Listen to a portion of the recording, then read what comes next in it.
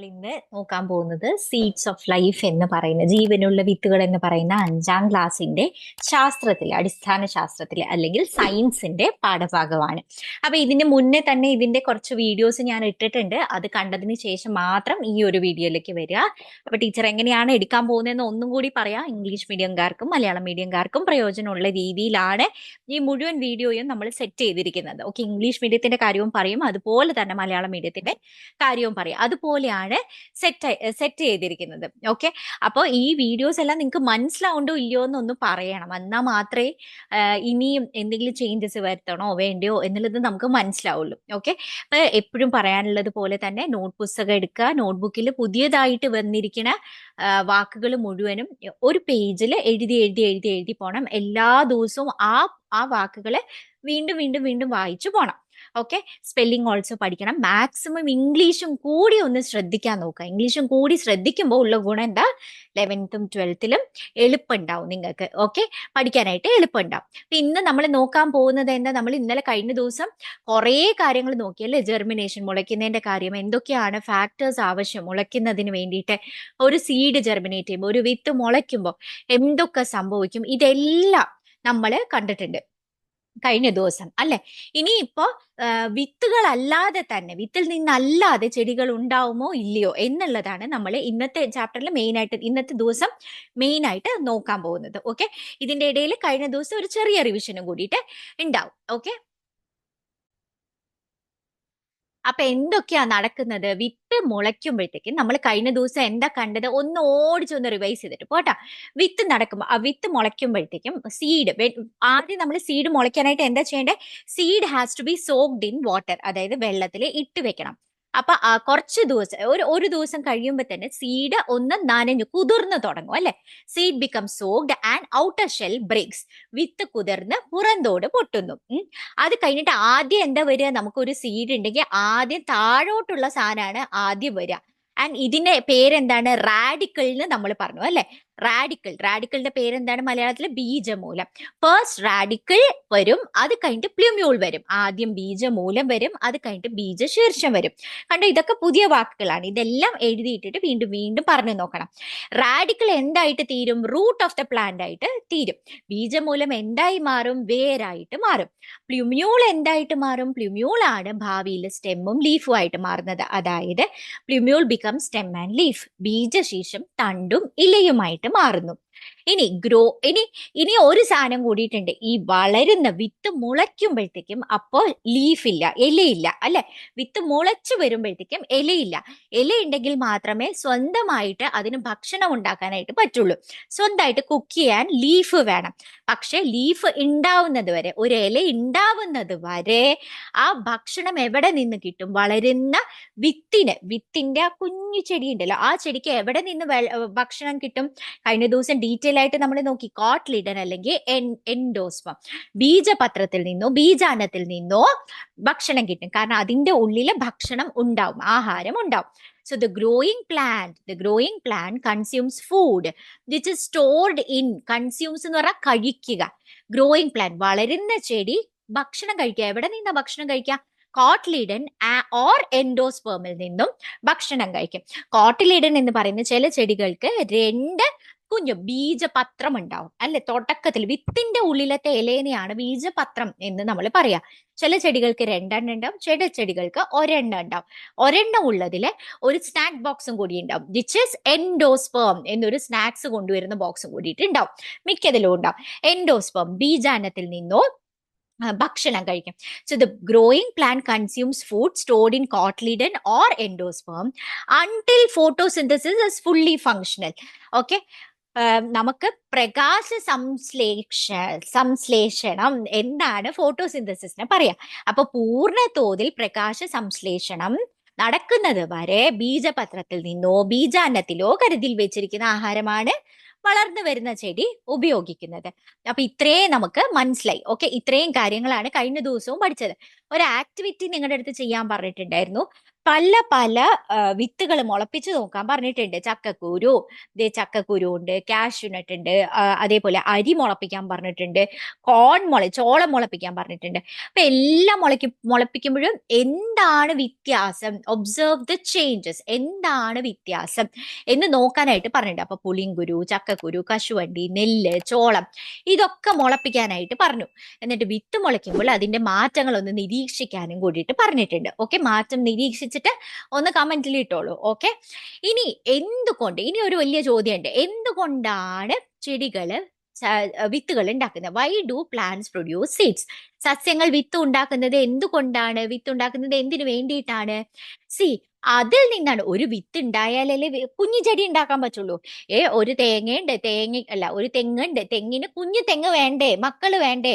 അതിനു വേണ്ടിയിട്ടാണ് വിത്ത് ഉണ്ടാക്കുന്നത്. Okay, plants produce seed in order to have offspring or children, that is the young plants. കുട്ടികൾ ഉണ്ടാവാൻ വേണ്ടിയിട്ടാണ്. കുഞ്ഞു ചെടികൾ, പുതിയ ചെടികൾ ഉണ്ടാവാൻ വേണ്ടിയിട്ടാണ്. യങ് പ്ലാന്റ്സ് എന്ന് പറഞ്ഞാൽ പുതിയ ചെടി ഉണ്ടാവാൻ വേണ്ടിയിട്ടാണ് വിത്തുകൾ ഉണ്ടാവുന്നത്. വിത്തുകളിൽ നിന്നും സന്താനങ്ങൾ, അതായത് പുതിയ ചെടി ഉണ്ടാകും. അതിനു വേണ്ടിയാണ് വിത്തുകൾ ഉണ്ടാക്കുന്നത്. ഇത് ഈ ക്വസ്റ്റ്യൻ ആൻസർ ആയിട്ട് തന്നെ കാണാതെ പഠിക്കണം കേട്ടോ. കുറച്ചൊക്കെ നമുക്ക് മെമ്മറി ഡെവലപ്പ് ആവണം. അത് നമ്മൾ ഓർത്ത് വെച്ചാൽ മാത്രമേ മെമ്മറി ഡെവലപ്പ് ആവുള്ളൂ. ഇന്നത്തെ കുട്ടികൾക്ക് മെമ്മറി ഡെവലപ്പ് ആവാൻ ഭയങ്കര ബുദ്ധിമുട്ടാ. എപ്പോഴും നമ്മൾ തിരിച്ചു പറഞ്ഞ് നോക്കണില്ലല്ലോ, ഓർത്ത് വെച്ച് തിരിച്ചു പറഞ്ഞ് നോക്കാറില്ലേ ഇപ്പോഴത്തെ കുട്ടികള്. അപ്പൊ അങ്ങനെ വരുമ്പോഴത്തേക്കും നമുക്ക് മെമ്മറി ഭയങ്കരമായിട്ട് കുറഞ്ഞു വരും. പഠിച്ച കാര്യങ്ങൾ ഓർമ്മയുണ്ടാവില്ല. അപ്പൊ നമ്മൾ കുറച്ച് എഫേർട്ട് ഇട്ടിട്ട് ഓർത്ത് വെക്കാനായിട്ട് ശ്രമിക്കണം. ഇനി, why do plant store food in the seed? എന്തുകൊണ്ടാണ് വിത്തിന്റെ ഉള്ളിൽ ഭക്ഷണം ശേഖരിച്ചു വെക്കുന്നത്? ആവശ്യമില്ലല്ലോ, ഇലകൾ ഉണ്ടല്ലോ. അപ്പൊ പിന്നെ എന്തിനാ അത്? സസ്യങ്ങൾ വിത്തിൽ ആഹാരം സംഭരിച്ചു വെക്കുന്നത് എന്തിനു വേണ്ടിയിട്ടാ? അത് സീഡ്ലിംഗ് എന്ന് പറഞ്ഞു കഴിഞ്ഞാൽ എന്താ അർത്ഥം? സീഡ്ലിംഗ് എന്ന് പറഞ്ഞാൽ കുഞ്ഞു ചെടി, അതായത് ഇലകൾ ഉണ്ടാവുന്നതിന് മുമ്പ് വരെ സീഡ്ലിംഗ് എന്ന് പറയുന്നത്. Seedling that is produced by germination needs food until it has leaves.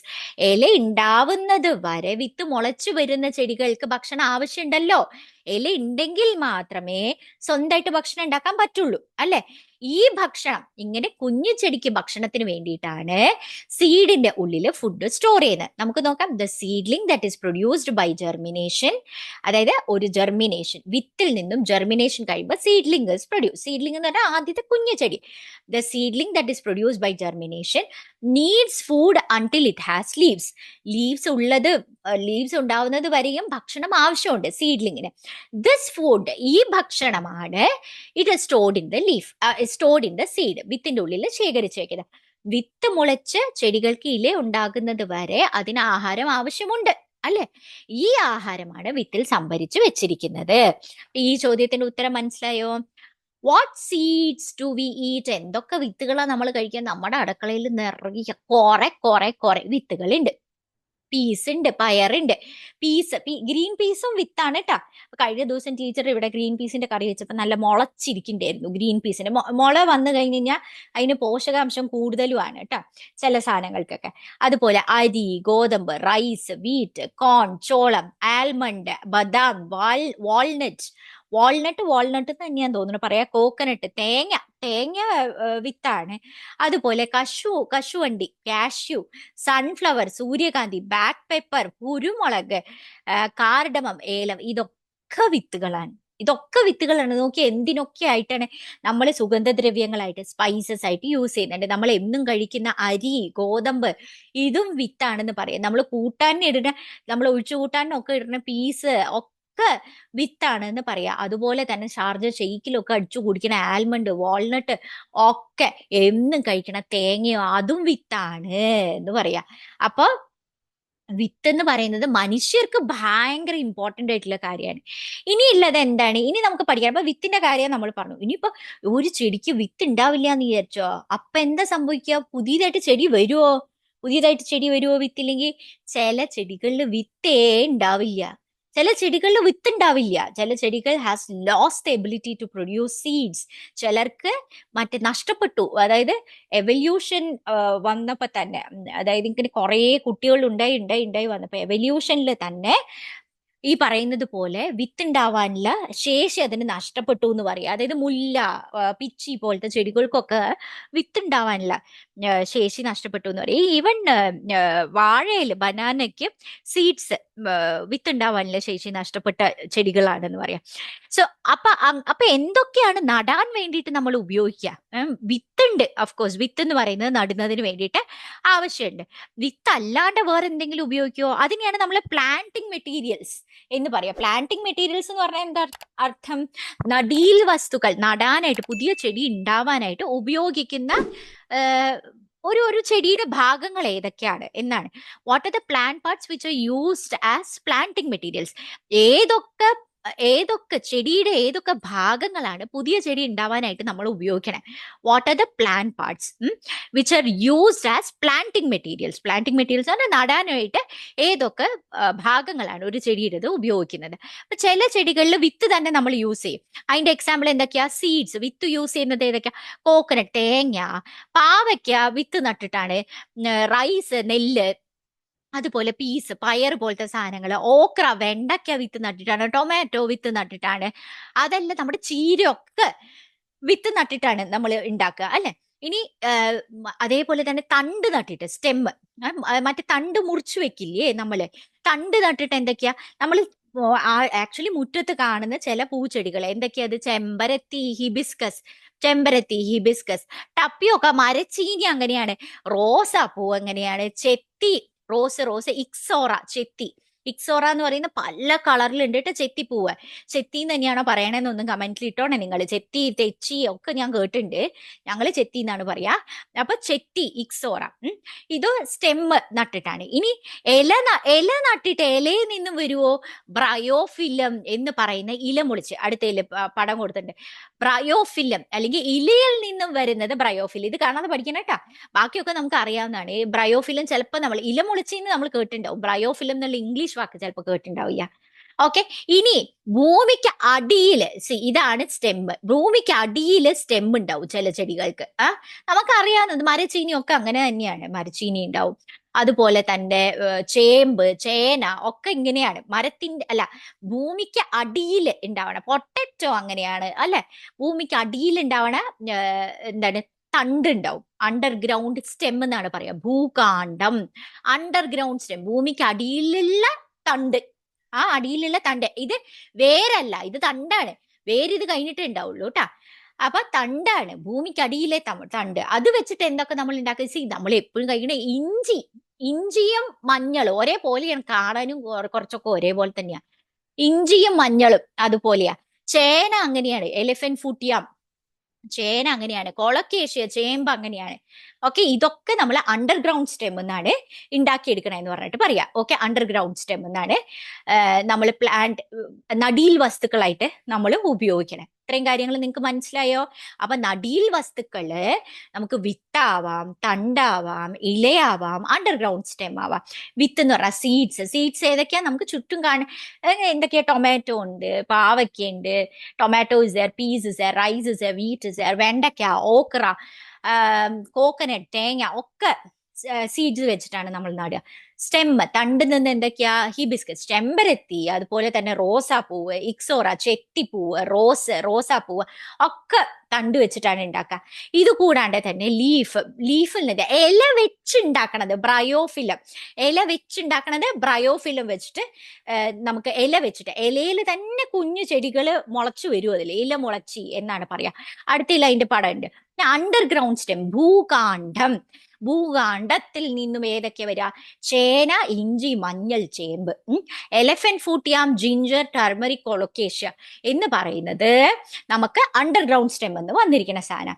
അപ്പൊ എല്ലാ വിത്തുകളിലും നമ്മൾ നേരത്തെ പഠിച്ചത് എന്താ? എല്ലാ സസ്യങ്ങളിലും വിത്താണോ നടീൽ വസ്തുക്കളായിട്ട് ഉപയോഗിക്കുന്നത്? R seeds the only planting material? Seed വെച്ചിട്ട് മാത്രമേ പുതിയ ചെടി ഉണ്ടാവുള്ളൂ? അല്ല, ഇപ്പൊ കണ്ടതേ ഉള്ളൂ അല്ലേ? ചെമ്പരത്തിയിൽ എന്താണുള്ളത്? നമുക്ക് പടം തന്നിട്ടുണ്ട്, നമുക്ക് നോക്കാം. ചെമ്പരത്തിയിൽ എന്താ ഉള്ളത്? അതായത് ഹിബിസ്കസില് സ്റ്റെം കട്ടിങ്സ്, തണ്ട് മുറിച്ച് നടുന്നത്. ഹിബിസ്കസ്, ചെമ്പരത്തിയില് തണ്ട് മുറിച്ച് നടുന്നത്. ഇനി അടുത്തത് Nishagandhi, Queen of night. Nishagandhi പൂവ് ക്വീൻ ഓഫ് നൈറ്റില് സ്റ്റെം കട്ടിങ്സ്, തണ്ട് മുറിച്ച് നടും. അതുപോലെ കൃഷ്ണകിരീടം, ഇത് എല്ലാ കുറേ സ്ഥലത്തുണ്ട്. പഗോഡ ഫ്ലവർ എന്നാണ് പറയുക. കൃഷ്ണകിരീടത്തിലും തണ്ട് മുറിച്ച് നടാം നമുക്ക്. തണ്ട് മുറിച്ച് നടുന്നു. ഇതാണ് ഇലമുളച്ചി. ഇലമുളച്ചിയില അറ്റത്തറ്റത്തറ്റത്ത് തന്നെ കുഞ്ഞല, മറ്റേ കുഞ്ഞ് ഇതുണ്ടാവും കേട്ടോ, മറ്റേ ഇലകൾ ഇതായിട്ടുണ്ടാവും, കുഞ്ഞു ചെടികൾ തന്നെ ഉണ്ടാവും എന്ന് പറയാം. ഇലമുളച്ചിയില. ഇലമുളച്ചിയില എന്താ ഉള്ളത്? ബ്രയോഫിലം. ബ്രയോഫിലത്തിലെ ഇലയാണ് താഴോട്ട് വീണ് കഴിയുമ്പോഴത്തേക്ക് അവിടെ പുതിയ ചെടി വരും. അവിടെ പുതിയ ചെടി വരും. ഇലയിൽ നിന്നാണ് പുതിയ ചെടി വരുന്നത്. ഓക്കെ. അപ്പൊ പ്ലാന്റിങ് വിത്തൗട്ട് സീഡ്സ് നമ്മൾ പഠിച്ചു. അപ്പൊ വിത്തില്ലാണ്ട് തന്നെ പുതിയ ചെടികൾ ഉണ്ടാവാൻ പറ്റും എന്നാണ് പറയാം. ഈ കഥയും കൂടി കഴിഞ്ഞിട്ട് നമ്മൾ ഈ വീഡിയോ അവസാനിപ്പിക്കും കേട്ടോ. ഈ കഥയിൽ എന്താണ്? അപ്പൊ ഈ കഥയിൽ എന്ന് പറഞ്ഞു കഴിഞ്ഞാൽ നല്ല രസമാട്ടോ. മലബാർ പ്ലം, അതായത് ഞാവൽ മരവും പക്ഷിയും തമ്മിൽ സംസാരിക്കാണ്. Conversation between Malabar plum and the seed. Malabar plum, ഞാവൽ മരവും പക്ഷിയും തമ്മിലുള്ള സംഭാഷണമാണ് ഈ ഒരു വീഡിയോയില്, അല്ല ഈ ഒരു സംഭവത്തിൽ പറയണേ, ഈ ഒരു ഇതില്. അപ്പോ മരം ചോദിച്ചു, കിളിയേ കിളിയേ കിളിയേ കിളിയേ, ആ പാട്ടുണ്ടല്ലേ, കിളിയേ കിളിയേ, ആ പാട്ടല്ല കേട്ടോ. അപ്പൊ കിളിയേ, എന്തിനാ നീ എന്റെ പഴം കഴിക്കണത്, എന്തിനാ നീ എന്റെ പഴം തിന്നണത് എന്ന് ഞാവൽ പഴം ചോദിച്ചു. അപ്പൊ പക്ഷി പറയാ, പഴം തിന്ന് ഞാൻ വിശപ്പടക്കും. അത് ശരിയാണ്. അപ്പൊ മരത്തിന്റെ ആകെ കൺഫ്യൂഷൻ, നിന്റെ വിശപ്പടക്കാനായിട്ട് എന്നെയാണോ ഉപദ്രവിക്കണേ? അപ്പൊ പക്ഷി പറയാണ്, ഷെടാ, ഞാൻ ഭക്ഷണം കഴിക്കാൻ വേണ്ടിയിട്ട്, ഞാൻ വിശപ്പടക്കാൻ വേണ്ടിയിട്ട് മാത്രം ഒന്നും അല്ല നിന്റെ പഴം കഴിക്കണേ, ഞാൻ നിന്നെ ഓൾസോ സഹായിക്കുന്നുണ്ട്. അപ്പൊ ഞാവലിന് ആകെ കൺഫ്യൂഷനായി, എങ്ങനെയാ അത് എന്നെ സഹായിക്കണേ? നിന്റെ വിത്ത് എന്റെ ഭക്ഷണത്തിന്റെ കൂടെ എന്റെ വയറിലേക്ക് പോകും, എന്നിട്ട് ഞാൻ അത് കൊണ്ടുപോയിട്ട് ദൂരെ പോയിട്ട് കാഷ്ടിക്കുമ്പോഴത്തേക്ക് വിത്ത് പുറത്തേക്ക് വരും. വിത്തിന് ഒരു കേടും കൂടില്ല. കാരണം എന്താ? വിത്തിനെ ഞാന് ഡൈജസ്റ്റ് ചെയ്യില്ല. വിത്തിനെ ഞാന് എന്താ പറയാ, വിത്തിനെ ഞാൻ നശിപ്പിക്കില്ല. എന്റെ വയറിന്റെ ഉള്ളിൽ പോയാലും വിത്തിന് ഒന്നും സംഭവിക്കില്ല എന്ന് പറയാ. എന്നിട്ട് ദൂരെ കൊണ്ടുപോയിട്ട് കാഷ്ടിക്കും. കാഷ്ടിച്ച് കഴിയുമ്പോഴത്തേക്കും വിത്ത് അവിടെ ഒരു മണ്ണിൽ വീഴും. എന്നിട്ട് പുതിയ സ്ഥലത്ത് വിത്ത് പോകും. എന്നിട്ട് അവിടെ ഒരു പുതിയ ഞാവൽ മരം വരും. അത് നിനക്ക് സന്തോഷല്ലേ? നിന്റെ മക്കള് ദൂരെ സ്ഥലത്ത് പോവാന്ന് പറയണത് നിനക്ക് സന്തോഷമുള്ള കാര്യല്ലേ? കാരണം പല സ്ഥലത്ത് ഞാവൽ മരങ്ങൾ ഉണ്ടാക്കാൻ പറ്റില്ലേ എന്ന് പറയും. അപ്പൊ ഞാവൽ മരം പറയും, അത് പിന്നെ നീ ഇല്ലാന്നുണ്ടെങ്കിലും എന്റെ വിത്ത് താഴേക്ക് തന്നെ വീണോളൂല്ലോ എന്ന് പറയും. അപ്പൊ ചെടി ചോദിക്കും, ഞാവൽ മരമേ, നീ ഒരു കാര്യം ആലോചിച്ച് നോക്ക്. നിനക്കൊരു 100 വിത്ത് ഉണ്ടായിന്ന് വിചാരിച്ചോ. ഈ 100 വിത്തും കൂടിയിട്ട് നിന്റെ മരത്തിന്റെ ഒരു മരം ഉണ്ട്, ആ മരത്തിന്റെ അടിയിൽ തന്നെ വന്ന് വീണു എന്ന് വിചാരിച്ചോ. ഇതാണ് എന്റെ മരം. എന്റെ മരമൊക്കെ വളരെ മോശമായിരിക്കും കേട്ടാ. അപ്പൊ ഇത് ഇവിടെ ഇവിടെ ഇവിടെ ഇവിടെ ഇവിടെ ഇവിടെ ഇവിടെ ഇവിടെ ഇവിടെ ഇവിടെ ഒരു 100 വിത്ത് ഇതേ ചുറ്റുപാട് വന്നു എന്ന് വിചാരിച്ചോ. അങ്ങനെയാണെങ്കിൽ ഇവിടെ എല്ലാ ഞാവൽ മരങ്ങൾക്കും കൂടിയിട്ട് വളരാൻ വേണ്ട സ്ഥലമുണ്ടോ? വളരാൻ വേണ്ട സ്ഥലമില്ല അല്ലേ? വളരാൻ വേണ്ട സ്ഥലം ഇല്ലാന്നുണ്ടെങ്കിൽ ഇതിൽ കുറേ എണ്ണം മരിച്ചു പോകും. അതിന് പകരം പല പല സ്ഥലത്താണെങ്കിൽ എല്ലാവർക്കും ആവശ്യമുള്ള സൂര്യപ്രകാശം കിട്ടും, ആവശ്യമുള്ള മണ്ണ് കിട്ടും, ആവശ്യമുള്ള സ്ഥലം കിട്ടും, ആവശ്യമുള്ള കാറ്റ് കിട്ടും, ആവശ്യമുള്ള വെള്ളം കിട്ടും അല്ലേ?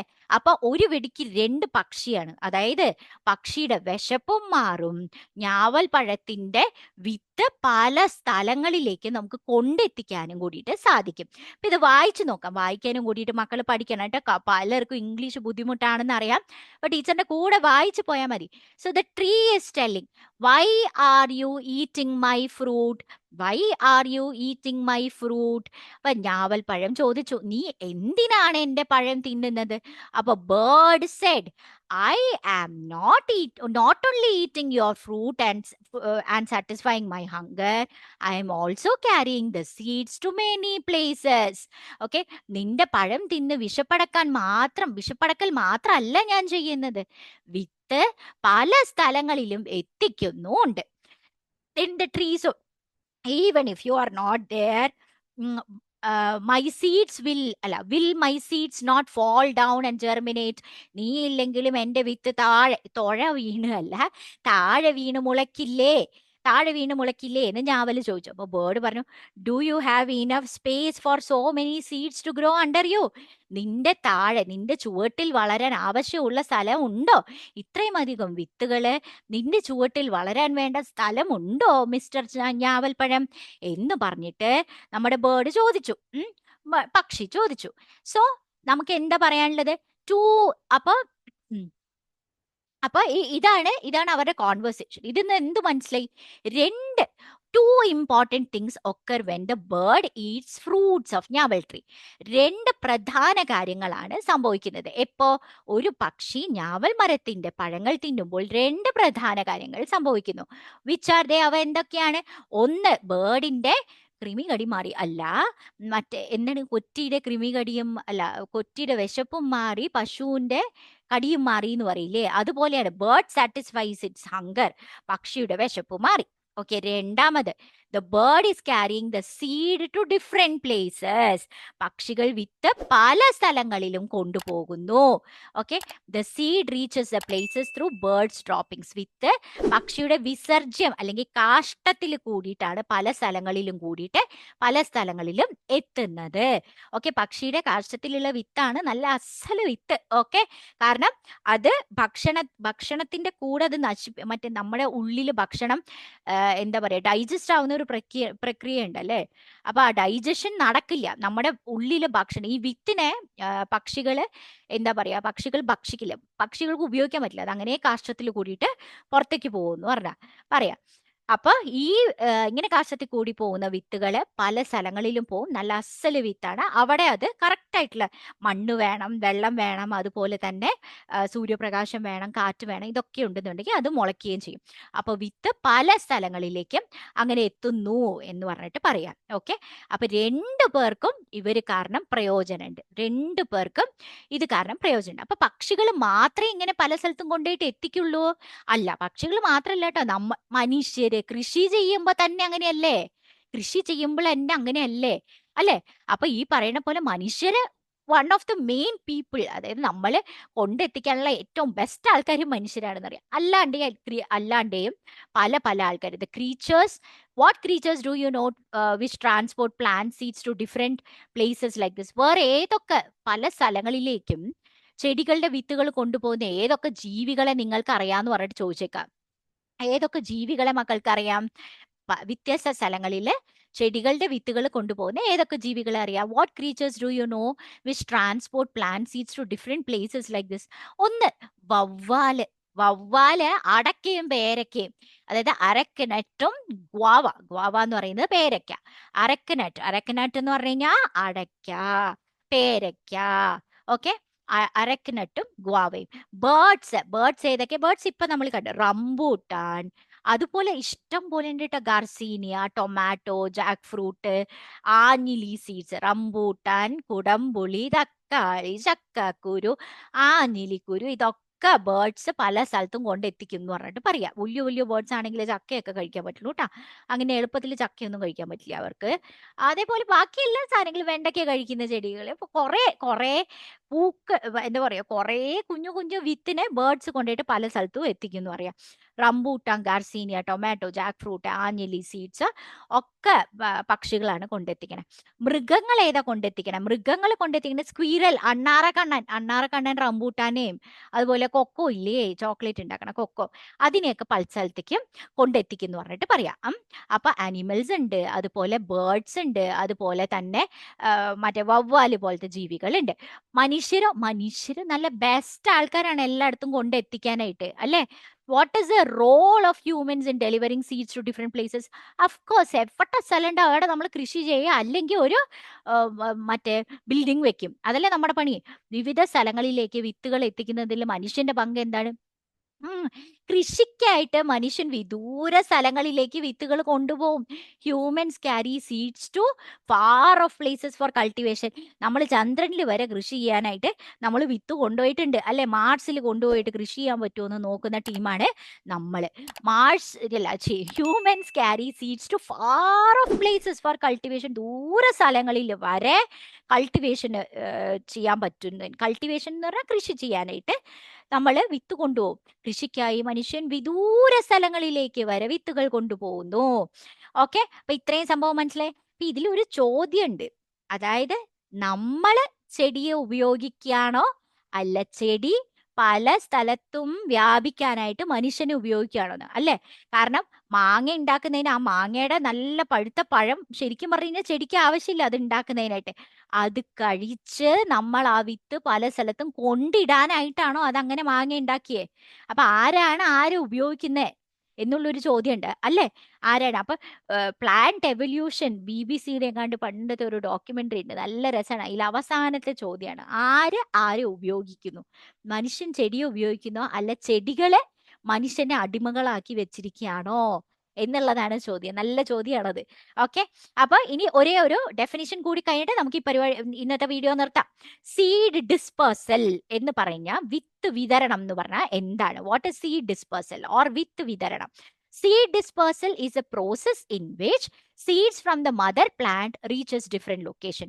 ഒരു മദർ പ്ലാന്റ് ഉണ്ട്, ഇതിനൊരു പൂവുണ്ട്, ഈ പൂവിൽ കുറെ വിത്തുകളുണ്ട്, ഈ വിത്ത് പല സ്ഥലത്തും എത്തുന്ന പ്രക്രിയയാണ് വിത്ത് വിതരണം അല്ലെങ്കിൽ സീഡ് ഡിസ്പേഴ്സൽ എന്ന് പറയാം.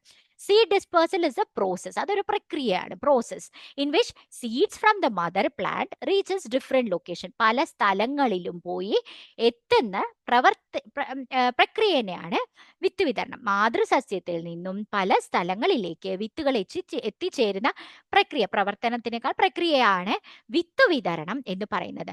അപ്പൊ ഇത് കാണാതെ പഠിക്കണം കേട്ടോ. നിങ്ങൾ നേരത്തെ പറഞ്ഞതുപോലെ we have to develop our memory, നമ്മുടെ ഓർമ്മ ശക്തി ഓൾസോ നമ്മൾ ഇംപ്രൂവ് ചെയ്തുകൊണ്ട് വരണം. Seed dispersal is a process in which seeds from the mother plant, അമ്മ സസ്യത്തിൽ നിന്നും കുട്ടി സസ്യങ്ങൾ കുട്ടി വിത്തുകൾ പല സ്ഥലത്തും എത്തുന്ന പ്രക്രിയനെയാണ് സീഡ് ഡിസ്പേഴ്സൽ എന്ന് പറയാം. മാതൃസസ്യത്തിൽ നിന്നും പല സ്ഥലങ്ങളിലേക്ക് വിത്ത് എത്തിച്ചേരുന്ന പ്രവർത്തനമാണ് വിത്ത് വിതരണം. ഇതിന് പല രീതികൾ, അവനവന്റെ ചുവട്ടിൽ, ചെടികള് അവനവന്റെ ചുവട്ടിൽ വളരാതെ പല സ്ഥലങ്ങളിലേക്ക് എത്തുന്നതിന് വേണ്ടിയിട്ട് ചെടികൾ പല ടെക്നിക്സ് യൂസ് ചെയ്യും. ഇതാണ് നമുക്ക് അടുത്ത വീഡിയോയിൽ പഠിക്കാനുള്ളത്. ഓക്കെ, തൊട്ട് താഴെ വളരണ്ട, നിങ്ങൾ ദൂരെ സ്ഥലത്ത് പോയിട്ട് വരണം, അമേരിക്കയിലോ ലണ്ടനിലോ ജർമ്മനിയിലോ അല്ല പറയണത്, നമ്മൾ തിരുവനന്തപുരത്തുള്ളത് തന്നെ തിരുവനന്തപുരത്തിന്റെ അപ്പുറത്തെ സൈഡിൽ പോയിട്ട് വളരണം, അത്രേ ഉദ്ദേശിക്കുന്നുള്ളൂ കേട്ടോ. കുറച്ച് ദൂരങ്ങളിലൊക്കെ പോയിട്ട് വളരണം എന്നുള്ളതാണ് ചെടികളുടെ താല്പര്യം എന്ന് പറഞ്ഞിട്ട് പറയാം. ഓക്കെ, അപ്പൊ ഇത്രയും മനസ്സിലായല്ലോ. ഇനി അടുത്ത വീഡിയോയിൽ നമുക്ക് കാണാം. കുട്ടികൾ എല്ലാവർക്കും മനസ്സിലാവുണ്ടോ ടീച്ചർ പറയണത് എന്നൊക്കെ ഒന്ന് നോക്കി വെക്കൂ. ഓക്കെ, എന്ന് ഞങ്ങളുടെ കമന്റും കൂടിയിട്ടിടുക. അതുപോലെ തന്നെ കൂട്ടുകാർക്കൊക്കെ ഷെയർ ചെയ്ത് കൊടുക്കട്ടെ ഇത് പ്രയോജനം ഉണ്ടെന്നുണ്ടെങ്കിൽ. Okay, thank you all.